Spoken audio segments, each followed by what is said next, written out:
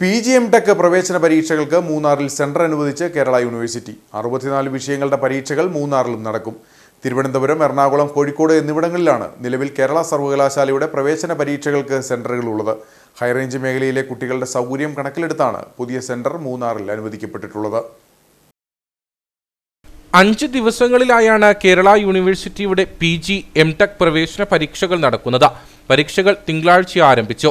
ഇത്തവണ നിലവിലുള്ള സെന്ററുകളായ തിരുവനന്തപുരം, എറണാകുളം, കോഴിക്കോട് എന്നിവിടങ്ങൾക്ക് പുറമെ മൂന്നാറിലും വിദ്യാർത്ഥികൾക്ക് പ്രവേശന പരീക്ഷ എഴുതാൻ സെന്റർ ക്രമീകരിച്ചിട്ടുണ്ട്. 64 വിഷയങ്ങളുടെ പരീക്ഷകൾ മൂന്നാറിലും നടക്കും. മുമ്പുണ്ടായിരുന്ന സെന്ററുകളിലേക്ക് ഹൈറേഞ്ച് മേഖലയിൽ നിന്നും വിദ്യാർത്ഥികൾക്ക് എത്തണമെങ്കിൽ ഏറെ ദൂരം സഞ്ചരിക്കേണ്ട സാഹചര്യത്തിനൊപ്പം അധിക ദൂരവും സമയവും ചിലവഴിക്കേണ്ടുന്ന സ്ഥിതിയുമുണ്ടായിരുന്നു. കുട്ടികളുടെ ഈ അസൗകര്യം കണക്കിലെടുത്താണ് സർവകലാശാല ഇത്തവണ പുതിയ സെന്റർ മൂന്നാറിൽ അനുവദിച്ചു നൽകിയത്. കേരള യൂണിവേഴ്സിറ്റി തിരുവനന്തപുരം ഇതുവരെ നമുക്ക് എൻട്രൻസ് ട്രിവാൻഡ്രം, എറണാകുളം, കോഴിക്കോട്, ചെന്നൈ, ഡൽഹി ഈ 5 സെൻറ്ററുകളിൽ മാത്രമാണ് PG/M.Tech എൻട്രൻസ് നടത്തുന്നത്.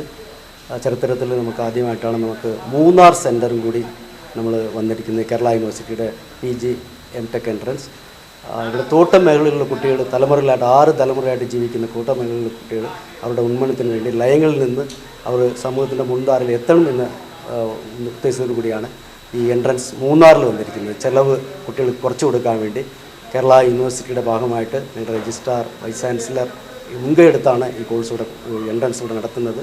വരും കാലങ്ങളിൽ കുട്ടികൾ എല്ലാവരും ഈ എൻട്രൻസിലേക്ക് അപ്ലൈ ചെയ്യുക, നിങ്ങളുടെ ചിലവ് ചുരുക്കുക, മാത്രമല്ല ട്രിവാൻഡ്രത്ത് പഠിക്കാൻ വരിക, സമൂഹത്തിൻ്റെ മുൻകാരിൽ എത്താൻ വേണ്ടി വരിക.